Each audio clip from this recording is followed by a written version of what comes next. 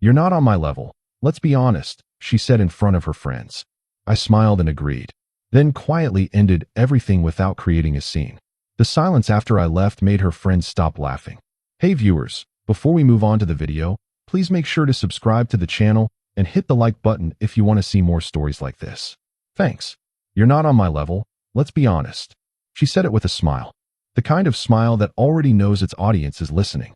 The restaurant had low amber lighting, the deliberate kind, the kind that makes everything look warmer and softer than it actually is, and Cassidy's three friends were all leaning in just slightly, the way people lean when they sense that something interesting is about to happen at someone else's expense. Brooke had her wine glass lifted to her lips, watching me over the rim with that particular shimmering attention people give to moments they intend to remember. Tessa had settled back in her chair slowly, arms folded at the edge of the table, with the quiet expression of someone who had suspected a fire was coming and had just seen the first trace of smoke. And Haley, who had spent the first half of the evening asking me questions about my work in that hollow, performatively interested way people do when they've already decided they don't care about the answers, had her hand pressed gently over her mouth, shoulders trembling just slightly with something she wasn't quite bothering to hide. There were 9 people at that table. 7 of them were looking at me before the sentence was fully finished. I set my fork down. I looked at Cassidy. She looked back at me with this serene, almost bored expression, the expression of someone who has said something so obviously true that waiting for a response feels like a courtesy they don't quite owe you. I felt the air shift, not the physical air, something else, something in the temperature of the moment, in the way the laughter in the room had paused and recalibrated, in the way the table had rearranged itself around this specific beat. I took a breath, and I smiled. Not nervously, not with the tight, controlled smile of someone swallowing something. A genuine, slow, deeply settled smile, the kind that starts behind your eyes and moves outward, the kind that is only possible when you are completely at peace with what has just happened. I picked up my water glass. "You know what, Cassidy," I said, and my voice was even and warm. "You might be right." I took a sip. I turned to Callum, the architect sitting 2 seats down from me, and asked him about the building he'd been describing earlier, because I had genuinely been interested in it, and we'd gotten interrupted. The table did that thing where nobody speaks for exactly half a second too long. Haley's shoulders went still. Tessa's expression shifted, barely, the way a meter shifts by one small increment when it was pointing one direction and something unexpected changed its reading. Brooke looked at Cassidy. Cassidy looked at me. I wasn't looking at her. And the rest of the evening passed the way evenings pass when a moment doesn't go the direction it was scripted for, and everyone collectively agrees, without speaking, to pretend that's fine. Cassidy laughed a little too much at things that weren't quite that funny. Brooke steered conversation carefully, like someone moving around something fragile they weren't supposed to have knocked over. Tessa kept glancing at me the way people glance at something they're not sure is stable. I ate my dinner. I asked good questions. I smiled at the right moments. And inside, in the place where decisions are made, I was already gone. Let me back up, because this moment didn't arrive out of nowhere. I was 29. Cassidy was 27, worked at a mid-sized marketing agency in the city, and had the kind of magnetic social confidence that you initially mistake for genuine security until enough time passes and you begin to understand the structure underneath it. We had met at a mutual friend's birthday party in the spring, a party I had almost decided not to go to, and she was the kind of woman who made any room feel more interesting and slightly more pressurized at the same time. We talked for 3 hours that night. I drove her home. We texted until after 2 in the morning. Within 6 weeks, we were together, and I want you to understand something before I tell you the rest. It was good, for a while. Actually good. She was funny in a way that felt effortless, the kind of funny that surprises you with its sharpness and then disarms you with its warmth immediately after. She was curious about the world in a way that made conversations run long and go in directions you hadn't planned. And when she was genuinely present with you, when she decided you were worth her full attention, she made you feel like the room had narrowed to just the 2 of you, and there was nowhere else worth being. I'm telling you this because I don't want you to think I was passive. I don't want you to think I was unaware. I knew exactly who she was. I'd seen her clearly. And for a while, who she was and what I needed were close enough to each other that it worked. But there are people who are wonderful and still not right for you. And the difficult thing about those people is that it takes longer to see it, because the warmth keeps confusing you about the temperature. The first moment I should have paid more attention to was early September. For months into the relationship, we were at a gallery opening for a friend of hers, a photographer whose work I'd found genuinely moving. And I ended up in a long conversation with a man named Callum who worked in renewable energy and talked about it with the kind of passion that makes a subject feel urgent no matter how much you already knew about it. We talked for maybe 20 minutes. When I found Cassidy again, she was fine. Pleasant. Nothing obviously wrong. But on the drive home, she mentioned, lightly, with the casual tone of someone noting a weather observation, that it had been a little strange, spending that much time talking to someone we didn't know at an event we were at together. I didn't think much of it in the moment. I said I just found the conversation interesting. She said, sure, of course, and moved to something else. But something small settled at the back of my mind. The way a stone settles to the bottom of a glass of water. You don't notice it for a while. You don't notice until the water starts to look different.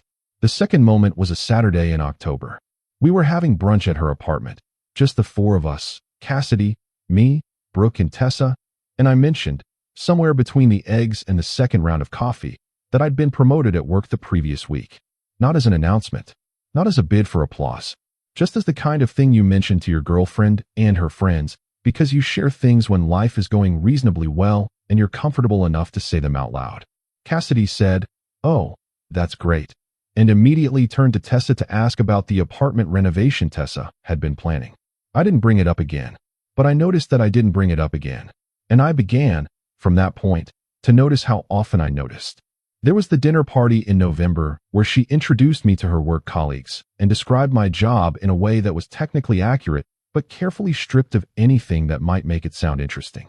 There was the weekend in December where she made a joke in front of her cousin about how I was very sweet, but definitely a jeans and a t-shirt kind of guy, delivered with that warm, faintly proprietary laugh people use when they want you to feel included in the joke that is, in fact, about you. I laughed too, because in the moment, you do. You calibrate. You tell yourself it was nothing. You tell yourself everyone does this. This is just how couples are. This is just how she talks. She loves you in her way and in the ways that count. And these small things are just the background noise of a relationship that is otherwise good. But small things accumulate. They pile up in the corner of your chest, quietly and without announcing themselves. And you don't know how much weight is there until one day you try to take a full breath and find you can't quite manage it. The third moment, the one I keep returning to, happened in January. Cassidy had been working on landing a major client for weeks. A campaign for a brand she'd been trying to get in front of for most of the previous year. She got the call on a Thursday afternoon, and she texted me in a burst of genuine, unfiltered excitement. The kind of excitement that strips away the social performance and just shows you the actual person underneath. I was proud of her, and I wanted her to come home to something that matched how she was feeling. So I made dinner. A proper one. Not elaborate for the sake of being elaborate. Just careful and warm. The kind of meal that takes effort without announcing itself. With a table set properly and candles that she liked, and the particular wine we'd discovered together on a weekend trip in October. She walked through the door, saw it, and said, "Oh, you didn't have to do all this." I said, "I know. I wanted to."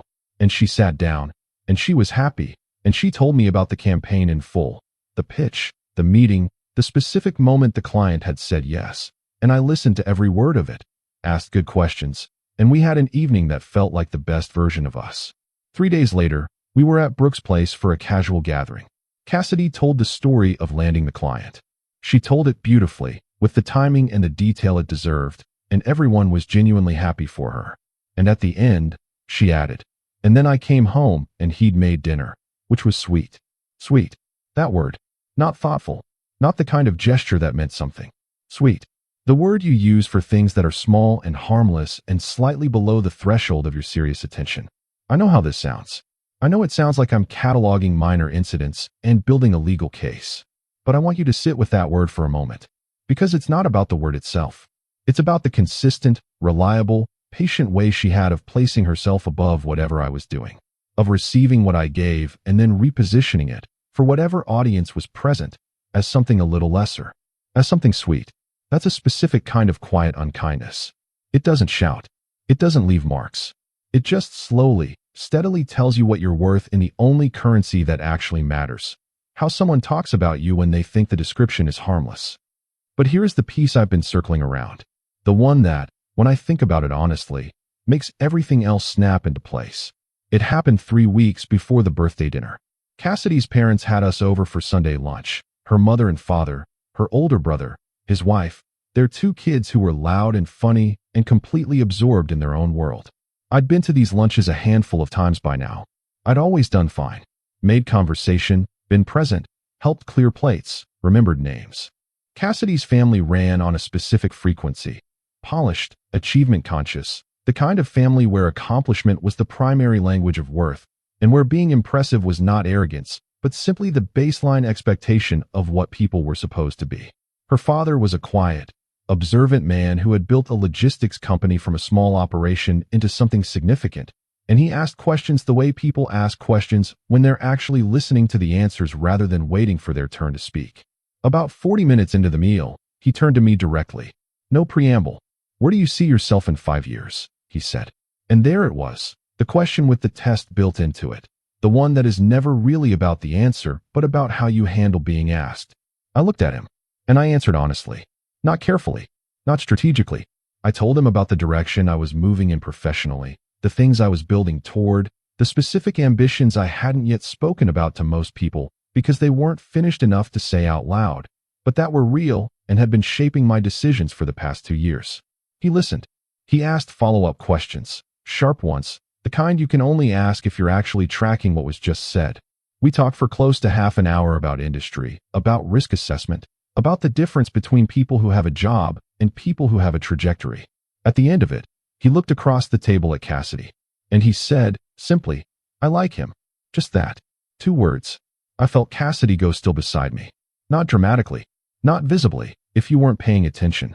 But I'd spent over a year learning to read the specific language of her body, and I felt a small, involuntary shift in her posture, the kind of shift that comes when something doesn't land the way you expected it to. She hadn't expected that. Her father, who was selective, who had an established standard, who did not often or casually extend his approval, had just offered it to someone she had decided, somewhere along the way, was beneath the level of people whose approval mattered. On the drive home, she was quiet for a while.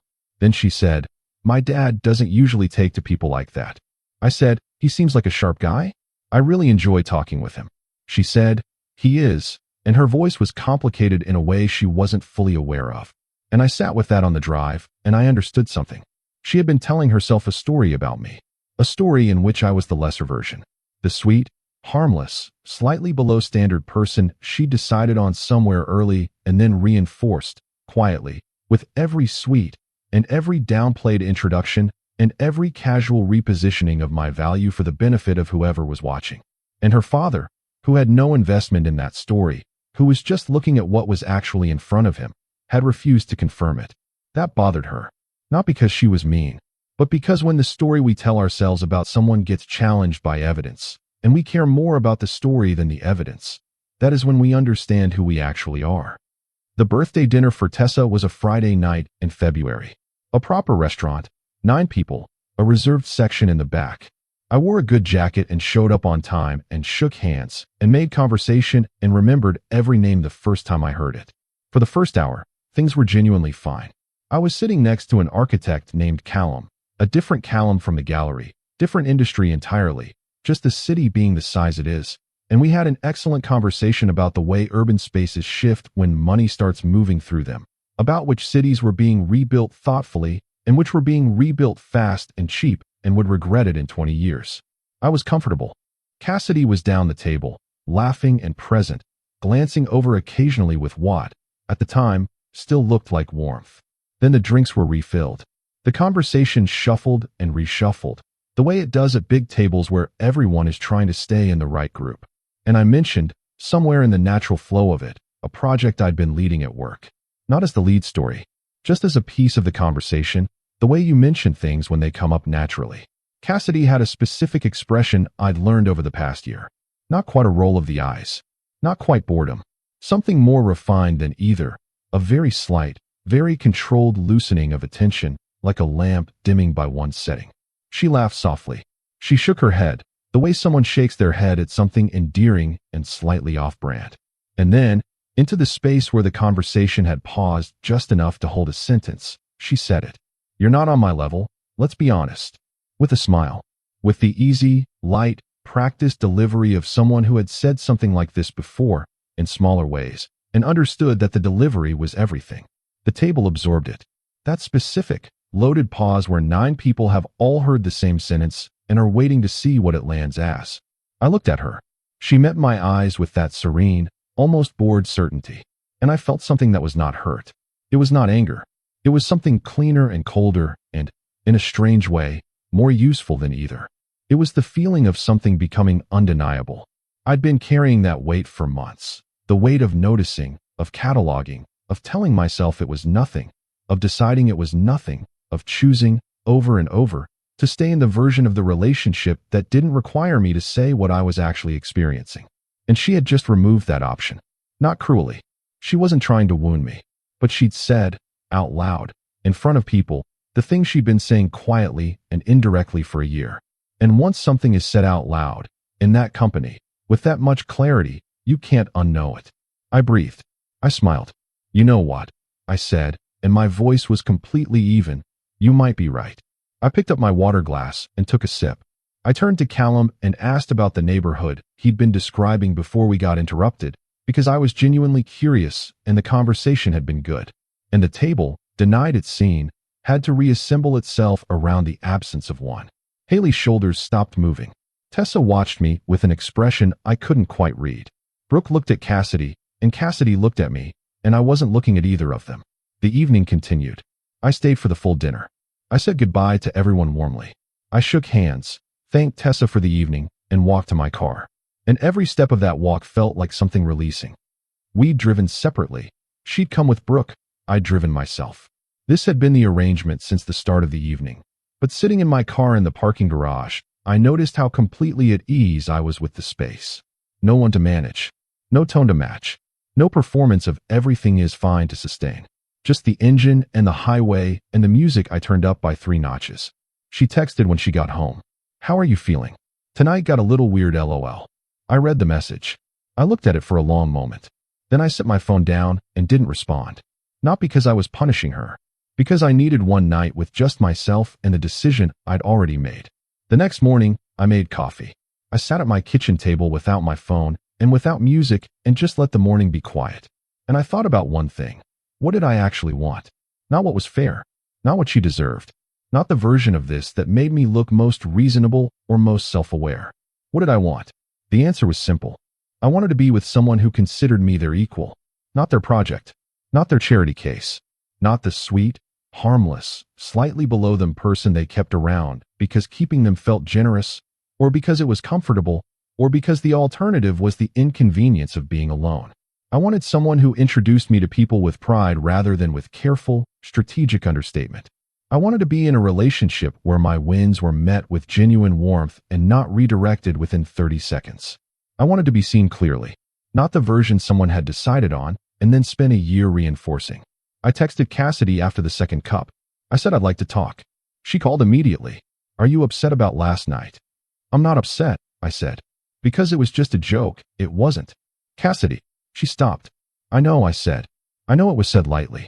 And I know last night wasn't the night everything changed. That's what I need you to understand. I've been thinking about this for a while. Her voice shifted. What does that mean? It means, I said, that I think we've been quietly communicating different things to each other for most of this year. And I think we both know that, even if we haven't said it. You're breaking up with me because of one sentence at a table.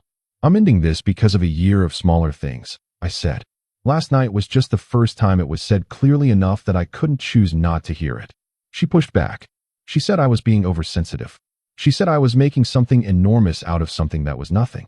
She said this was just how she talked, just her sense of humor, that I'd always taken things too personally, that she'd never meant any of it the way I was interpreting it. I listened to all of it. I didn't argue. I didn't produce the list. I didn't bring up the word sweet, or the gallery drive home, or the brunch in October, or the January dinner. Because I wasn't interested in winning the argument. The argument wasn't the point. I care about you, I said, when she'd finished. Genuinely. And I want good things for you. But I don't think we're right for each other. And I think, if you're honest with yourself, you know that too. Not because I'm beneath you.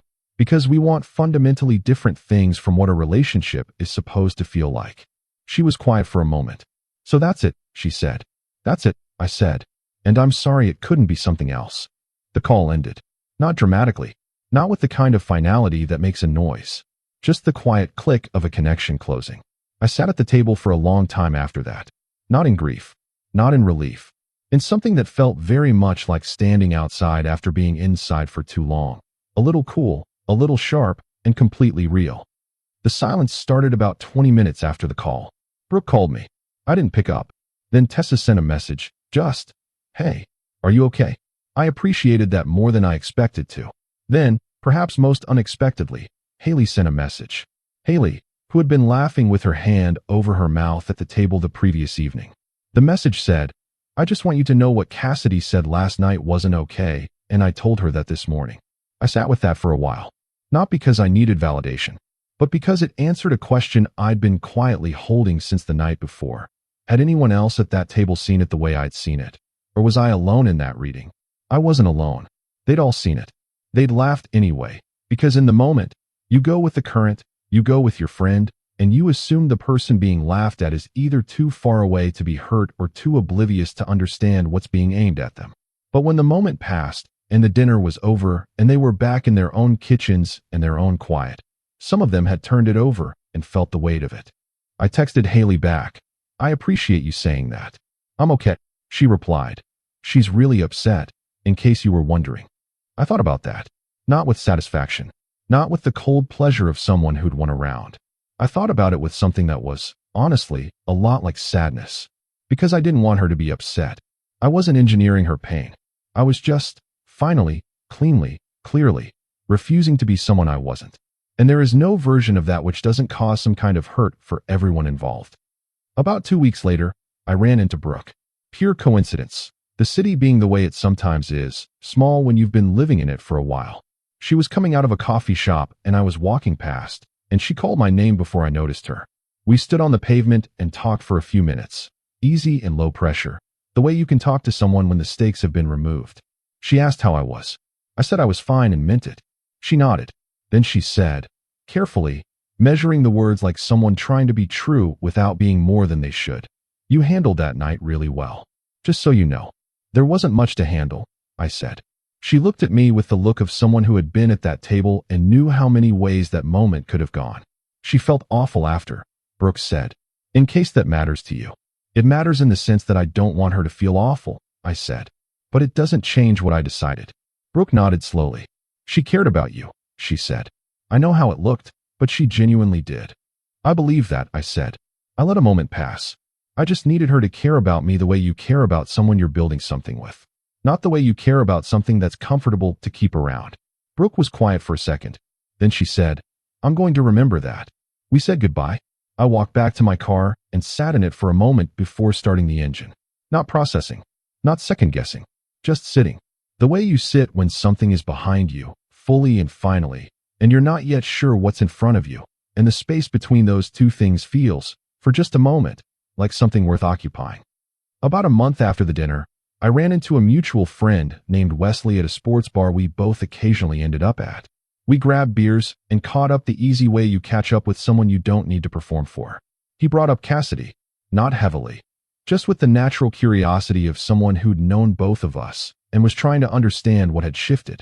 I gave him the short version, that we'd wanted different things, that it had been mutual in the truest sense of the word, even if it hadn't looked that way from the outside. He turned his glass on the bar and thought about it. "I always got the feeling," he said slowly, "that she treated you like a project she hadn't quite finished yet." I laughed, more genuinely than I expected to. "That's not far off," I said. "Did she know that's what she was doing?" I thought about it honestly, in the way the question deserved. "No," I said. "I don't think so. I think she believed the version of me she'd decided on. I think she decided on it early, and then just kept looking for things that confirmed it." "That's worse in a way," he said. "And better," I said. "If she'd been doing it deliberately, I'd have something to direct the anger toward. This way it's just someone who couldn't see what was actually in front of them. Which is sad, but it's not something you can argue your way out of." Wesley looked at me. "And you're genuinely okay?" "I'm at peace with it," I said. He considered that. "There's a difference," he said. "Yeah," I said. "There is." 6 weeks after the phone call, Cassidy sent one final message. Late on a Sunday evening. It said, I've been thinking about what you said, about all the smaller things. I think you were right. I read it. I held my phone for a long moment. I thought about everything that had come before that message. The gallery in September, the brunch in October, the November dinner party, the December joke in front of her cousin, the January celebration that became the word sweet, her father saying, "I like him," and the way she'd gone still. And finally the birthday dinner for Tessa, and the smile I gave, and the water I sipped, and the question I asked about the food while the table waited for a scene that never came. All of it. And her message at the end of it. I like her for sending it. I mean that genuinely. It takes something real to sit with yourself and arrive at honesty when the alternative is easier and more comfortable and lets you stay the protagonist of your own story without complication. She sent it anyway. I typed back, "I appreciate you saying that. I really do." And I meant every word of it. Because that's the thing about getting to a place of actual clarity. There's no room left for bitterness. When you understand, fully and honestly, what happened and why and what you needed that you weren't getting, the anger dissolves.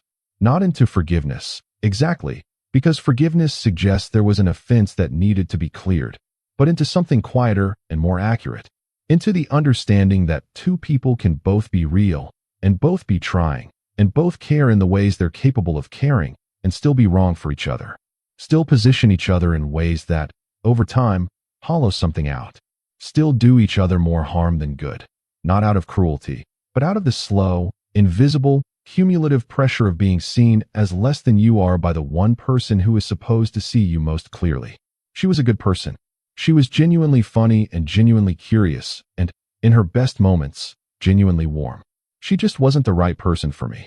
And leaving her, quietly, without drama, without making it a scene that the table could process and assign meaning to, was the most honest thing I could have done. For both of us. I think about that smile sometimes. The one I gave her at the table when she said I wasn't on her level. People have asked me, since, whether it was calculated, whether I'd planned it, whether I knew, in the moment I smiled, exactly what I was setting in motion. And the honest answer is, not entirely. The smile was real. The agreement was real. What I was agreeing with was not her opinion of me. I was agreeing with the deeper truth underneath her words, which was that we were not, and had not been for some time, on the same level as each other. Not because I was beneath her, but because we had never actually seen each other. She'd been looking at a version of me she'd constructed and committed to, and I'd been trying, for longer than I should have, to fit myself into a frame that was never going to be the right shape. You cannot build something lasting with someone who looks at you and sees a category. You cannot stay somewhere that requires you to be smaller than you are. And the moment you stop trying to close a gap that the other person needs to remain open, the moment you stop auditioning, quietly and exhaustingly, for a part they've already decided you can't play, something fundamental shifts inside you. Not noisily, not with an announcement, just quietly, completely, in the way a season changes. You take a breath, you smile, you finish your dinner, and then, without a single raised voice, without one accusation, without giving the table anything to talk about on the way home, you leave. And the silence you leave behind is heavier and more permanent than anything you could have said in that moment. Because the scene they expected never came. Because the target didn't react the way targets are supposed to. Because there is no satisfying punchline when the person you aimed at simply agreed with you and turned to ask about the food. The laughter has nowhere to go. The table has nothing to confirm. And the quiet that settles in after that. The specific, unresolvable quiet of a moment that didn't land the way it was supposed to, follows people home. That's the part nobody tells you about walking away with your dignity. It's not the walk that carries the weight. It's the silence after. The silence that sits at the table long after you've gone. The silence that makes the laughter stop.